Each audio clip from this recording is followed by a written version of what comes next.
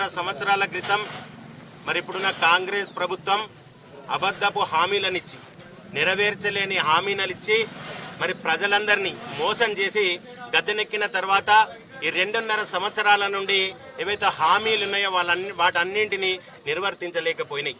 మరి ఈరోజు భారతీయ జనతా పార్టీ తరఫున ఒకటే డిమాండ్ చేస్తున్నాం.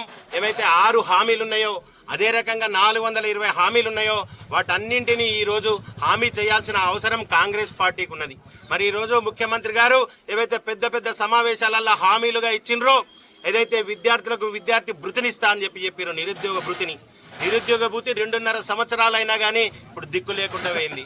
అదే రకంగా ఈ విద్యార్థులకు జాబ్ క్యాలెండర్ను విడుదల చేస్తామని చెప్పారు, దాని మీద పట్టించుకున్న పాపాన పోలేదు.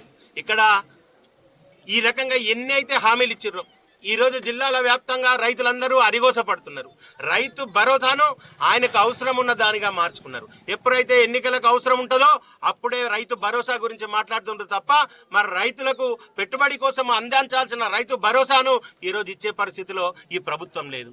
కనుక ఏదైతే మహిళలకు కళ్యాణ లక్ష్మి అని చెప్పిండ్రు, మహిళలకు తులం బంగారం అని చెప్పారు, మరి వీటన్నింటినీ ఎప్పుడు ఆచరణలకు వస్తారని చెప్పి ఈరోజు భారతీయ జనతా పార్టీ తరఫున అడుగుతున్నాం. ఇవాళ మేము ప్రతి ఒక్క ఏదైతే ఈ కార్యక్రమాలు వీళ్ళు చేస్తామని చెప్పిర్రో వాటన్నింటినీ నెరవేర్చాల్సిన అవసరం కాంగ్రెస్ ప్రభుత్వం ఉంది. కనుక ఈరోజు భారతీయ జనతా పార్టీ ఆధ్వర్యంలో రాష్ట్రంలోని అన్ని జిల్లాల కలెక్టర్లకు రిప్రజెంటేషన్ ఇవ్వడం జరుగుతుంది.